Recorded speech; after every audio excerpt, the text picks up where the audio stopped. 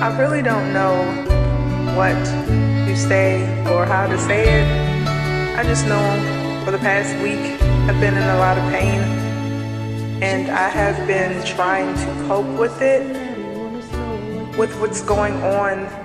I have tried to come onto this app and I have tried to sing, but nothing seems to come out right. So I haven't posted anything. I don't want people to think I'm ignoring them or not acknowledging them, because I care about you all. I love you all. It's just very hard to deal with everything out here and pretend like everything's okay by coming on here, when I know for me everything is not okay. In the late hours of September 17, 2021, a tragedy took place that left a community in shock and disbelief. A son would kill his mom immediately after catching her doing disturbing things. Around 12:30 a.m., deputies responded to multiple 911 calls reporting a shooting at an apartment in Pondley Drive in the Oak Grove subdivision. But what they would find on arrival was more than they could have ever prepared for. Lying lifeless on the ground with a single gunshot wound was a mother, shot dead by the very person she had spent her life nurturing, her son. The scene was one of unimaginable violence and loss, leaving officers and witnesses alike in a state of disbelief. The question on everyone's mind was simple yet haunting. How could this happen? How could a son, someone she raised, loved, and sacrificed for, turn on his mother in such a brutal, senseless way? As investigators pieced together the events, they were shocked by the chilling discovery. The son had killed his mother immediately after catching her doing something so disturbing that it shattered the bond they shared. What could possibly be so horrifying to drive him to such a point? The answers, though unimaginable, were waiting to be uncovered. And what they would find would leave everyone questioning just how fragile the line between love and violence can truly be. This is the tragic life and death of Latoya Clara Acree.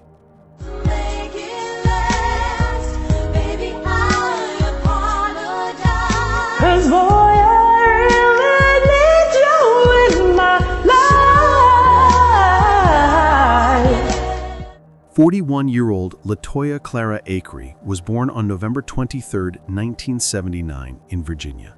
Raised in a loving and spiritual home, she was the daughter of Taya and Milton Carpenter and the granddaughter of Sterling and Clara Acree. These strong family ties instilled in Latoya the values of kindness, compassion, and faith.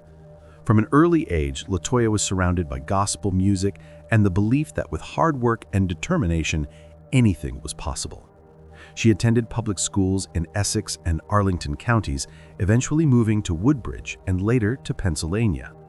As she grew older, Latoya sought to create a stable future for herself and her children.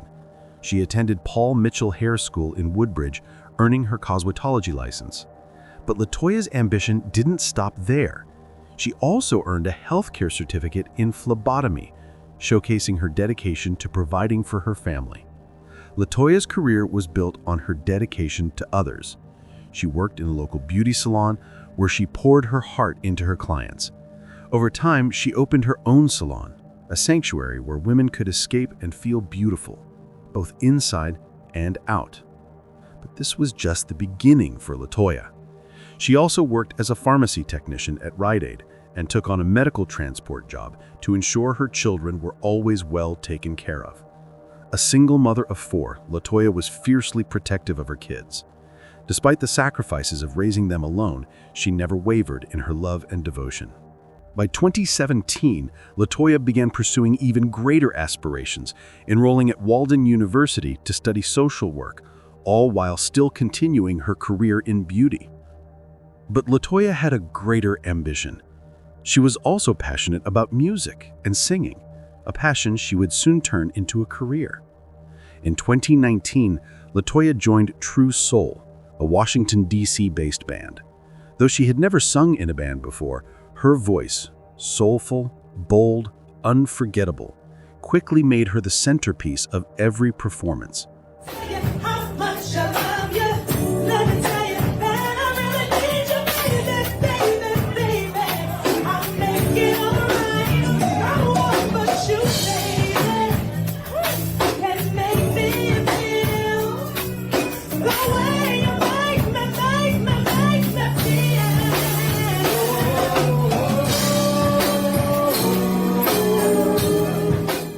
Audiences didn't just hear her sing, they felt her every word.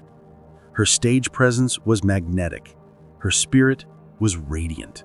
Give you that to this world.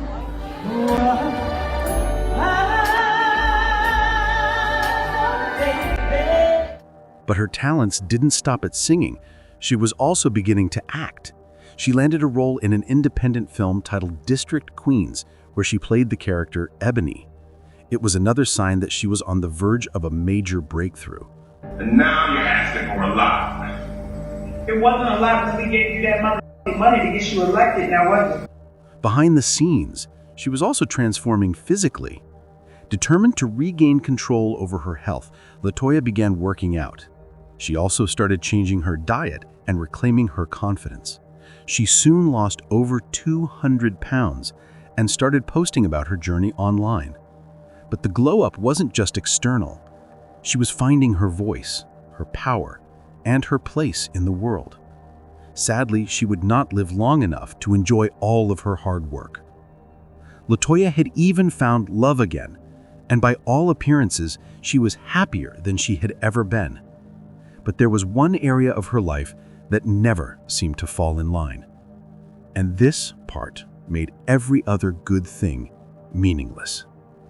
The source of this trouble was one of her children, 21-year-old Elijah Smith. He was her middle child. While being an adult legally, he was nowhere being an adult psychologically. He refused holding down a job and lacked ambition. Worst of all, he lacked respect, most especially for Latoya, his mother. Soon enough, his behavior began to escalate. Time and again, Latoya laid down boundaries: no women in the house, no sex in her home, and clean up after yourself. But Elijah ignored all of it. He treated house rules like a suggestion and disrespected Latoya at every turn. However, this disobedience wasn't what scared Latoya most. It was something else that she noticed in her son. He had a violent temper, one that had already erupted in the past. During an argument, he had assaulted his own brother, an incident that left a deep fracture in the family. Latoya knew he had a problem, but wasn't sure how to help him. At this point, she turned to those who might be able to help. Elijah was arrested and thrown in jail, but then he was out on bond and awaiting trial for an unrelated assault and battery charge. This was the time period when he had an argument with his mother that would become the final and most devastating altercation. On September 17, 2021, Latoya had just returned home from a trip, exhausted and hoping to finally find some peace and rest. But instead of the comfort she expected, she found herself face to face with something else. Elijah, her son, was in the midst of breaking one of the most important rules she had laid down in their home. Latoya had made it crystal clear to Elijah: no women in the house, no sex, and respect for her space. But despite multiple warnings, Elijah had crossed that line once again. He had brought a woman into her home for sex, a blatant violation of the rules Latoya had set out of respect for her household. This was the last straw. The tension between mother and son had been building for months, and that night, it finally exploded into an all-out confrontation. What started as a verbal argument between the two quickly escalated. Latoya's anger and frustration were undeniable, and it didn't take long for the dispute to move from the confines of their home to the driveway outside. In the midst of the chaos, Latoya demanded Elijah pack his bags and leave the house for good. It was an emotional scene, one filled with years of pain, love, and disillusionment. As Latoya stood firm in her decision, hoping this was the end of the conflict, She had no idea how much worse it would get. By 12:30 a.m., as Elijah packed his belongings into his car, it seemed like the situation was on the verge of being resolved.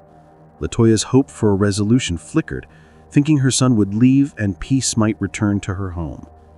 Elijah, likely still upset, stood near the vehicle, trying to reason with him, perhaps even hoping he would finally see the error of his ways. But then, in a split second, something unimaginable happened. Instead of listening to his mother, Elijah, sitting behind the wheel of his car, suddenly rolled up the passenger window. What seemed like a final act of defiance became an act of pure violence. From behind the glass, he pulled out a gun and fired a direct shot into her mother's chest. Latoya collapsed immediately in the driveway, just feet from the place where she had poured all her love and sacrifices into raising her children. This was the home she had worked tirelessly to provide for them, and where she had hoped for a brighter future. Now her life would be snuffed out in a brutal, senseless act. Neighbors who heard the gunshot rushed to the phone and dialed 911, but it was already too late. Despite emergency responders' swift arrival and attempts to save her, Latoya was pronounced dead shortly after being rushed to the hospital. The mother who had tried so hard to keep her family together, to give them everything she could, was gone. And Elijah's decision would haunt not only him, but an entire community. But after the shooting, Elijah didn't attempt to flee far. Authorities were quick to track him down. Just minutes after the shooting, police found Elijah at a hotel where he was with the same woman he had been caught with during the argument. Elijah showed no remorse, acting as though nothing had happened. He was taken into custody without incident. Detectives began their investigation immediately. They recovered the firearm used in the shooting from Elijah's car, along with a matching bullet casing found at the scene of the crime. The evidence was damning. The case was no longer about finding the killer. It was about understanding why Elijah would commit such a horrifying act. A Pennsylvania woman who was known for her powerful singing voice was shot and killed early Saturday morning. Police say her son pulled the trigger. Northern Virginia Bureau reporter Drew Wilder has more on the murder of Latoya Acree and how her band is honoring her. Her voice was larger than life. Latoya Acree sang in the band True Soul alongside Caesar Roy. She's had a lot of confidence issues in the beginning. She had lost, 100 pounds. She got a new boyfriend. She was really, really happy. It seemed like things were just turned around for her, and this happens. To the chest.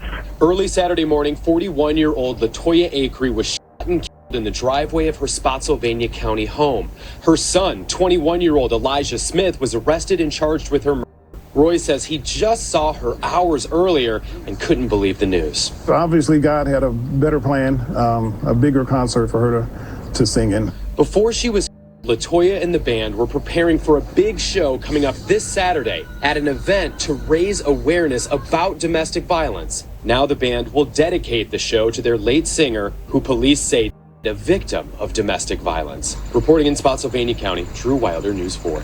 So sad. The Spotsylvania County Sheriff's Office says before that, Smith had just been released from jail where he was waiting trial on assault and battery charges. That charge was not domestic in nature. Elijah's behavior had become increasingly erratic in the months leading up to the shooting. Despite repeated attempts by Latoya to set boundaries and offer him opportunities for change, Elijah had continued to disregard her rules and show a lack of respect for her home and her authority. Family members had warned Latoya about Elijah's temper and his violent tendencies. In fact, Elijah had already assaulted his own brother in a prior incident. Yet despite these red flags, Latoya continued to allow Elijah back into her home, believing that one day he would change. But as detectives uncovered more about Elijah's mental state, they learned that his behavior had become more unstable after his recent release from prison. He had served time for unrelated crimes and was still awaiting trial for an assault and battery charge at the time of the murder. His increasing anxiety and aggression, coupled with his lack of respect for boundaries, created the perfect storm that led to the deadly confrontation. Elijah was charged with second-degree murder and the use of a firearm in the commission of a felony, his actions now confirmed as a violent, deliberate act. Despite his seemingly calm demeanor, Elijah's arrest didn't provide immediate answers as to why he had murdered Latoya. The community, who knew her as a beloved singer and mother, could hardly fathom the brutality of the situation. Latoya had been a figure of hope and love for many, especially for those closest to her. The grief was palpable, but alongside the mourning came questions. What led Elijah to commit such a horrific crime? What had finally pushed him over the edge? Elijah had repeatedly disregarded Latoya's boundaries. She had set clear rules for him: no women in the house, no sex in her home, and a basic level of respect for both her and the family. However, Elijah ignored these boundaries at every turn. The final straw came when Latoya found him once again defying her rules. On the night of the shooting, she had caught Elijah bringing a woman into the house for sex, something she had explicitly told him not to do. This was the breaking point for Latoya, and she ordered him to leave her home. But what followed was far more than anyone could have anticipated. Despite Latoya's constant support, which included allowing him back into her home after his stay in jail, Elijah's behavior had only worsened. His actions were not isolated incidents, but part of a pattern of escalating anger and frustration. Even though Latoya had hoped for a fresh start, Elijah's behavior after his release showed no signs of improvement. His physical and emotional volatility made it clear to those around him, including his own family, that he was on a dangerous path. But this time, he would not be coming out of prison soon. The next phase of the case unfolded in the courtroom, where the prosecution pushed for justice for Latoya. His defense attorney did not deny the shooting, but argued that it should be considered voluntary manslaughter, not premeditated murder. They claimed the shooting was an act of passion, driven by the emotional conflict of the argument, and that Elijah had not planned the murder in advance. However, the prosecution had a strong case. They argued that Elijah's actions were deliberate and premeditated. He had gone to his car, retrieved the gun, and shot his mother in cold blood, all while leaving her to die without seeking any help. His failure to show remorse and the fact that he continued his life as normal hours after the murder suggested a complete lack of empathy. The prosecution emphasized that this was not a crime of impulse. It was an act of violence that Elijah had carried out in a moment of rage. The trial brought forward more painful revelations about Elijah's troubled past. His previous assaults, his disregard for authority, and his failure to respect boundaries all painted a picture of a young man with serious emotional and psychological issues. These factors likely played a significant role in his decision to kill his mother, who had always tried to help him, even at great personal cost. In the end, the jury found Elijah Smith guilty of second-degree murder and the use of a firearm in the commission of a felony. His actions now confirmed as a violent, deliberate act. He was sentenced to 44 years in prison, with 10 years suspended, meaning he would serve 34 years behind bars before being eligible for release. Elijah's sentence, though significant, was seen by many as insufficient for the brutal way in which Latoya had been murdered. But for Latoya's family, the sentence was a bittersweet moment. It didn't bring her back, but it did offer a sense of justice for the woman who had sacrificed everything for her children. Latoya's death rocked her family, friends, and community to its core. Her family had always been her priority, and she had done everything in her power to give her children a better life. Now they were left grieving not only the loss of Latoya, but also the tragic circumstances surrounding her death. Family members, especially Latoya's niece, Kiana Carpenter, struggled to understand how Elijah could do such a thing. Kiana stated that Latoya didn't deserve to die in such a violent manner. She had given Elijah everything, but in return, he had given her death. The pain of that betrayal was unbearable. The tragedy also sent shockwaves through the community. particularly among those who knew Latoya as more than just a mother and victim. She was a force, a voice, a light. Latoya had always been there for others, whether it was through her music, her work, or her compassionate spirit. And today we come where we were torn about should we do this event so soon. It's been planned for months.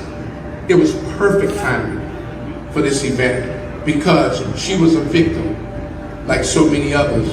But today we come honoring her. If you feel a breeze going through here right now, I can assure you, it's the breeze, the spirit of Latoya Creek letting you all know that she thanks you.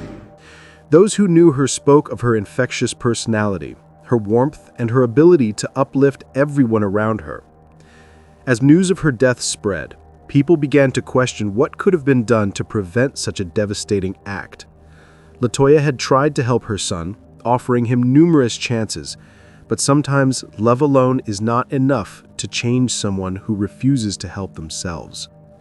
This realization weighed heavily on those who had watched Latoya battle with the complexities of parenting a troubled son while trying to maintain hope. Her family, friends, and bandmates came together to honor her life and legacy in a deeply emotional funeral service. The service was a beautiful reflection of Latoya's spirit, a woman who had given so much of herself to others. The eulogies were filled with memories of a woman who had loved unconditionally, worked tirelessly for her family, and never lost faith in the possibility of a better tomorrow. Her bandmates also made a heartfelt tribute by dedicating their upcoming performance, originally intended to raise awareness about domestic violence, to Latoya's memory. This was not just a loss for her family, but for her entire community. In the months that followed the trial, Latoya's death continued to echo in the community, sparking conversations about the complexities of familial love, boundaries, and the need for better mental health care. Latoya had spent her life trying to help Elijah, believing that with enough love and patience, he would turn his life around.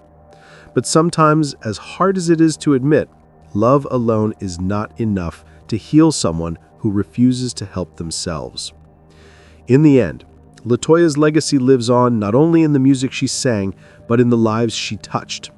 She had a powerful voice, and though it was silenced far too soon, it continues to echo in the actions taken by her family, friends, and the community to prevent future tragedies. Latoya Acree's life and death serve as a reminder that domestic violence is not always what it seems. It can happen behind closed doors, within families, and to those we least expect. As we reflect on her story, it is essential to remember that love should never hurt, and everyone deserves to feel safe in their own home. What do you think about it? Let us know in the comments below. And if you found this story intriguing, please like, share, and don't forget to subscribe for more stories like this.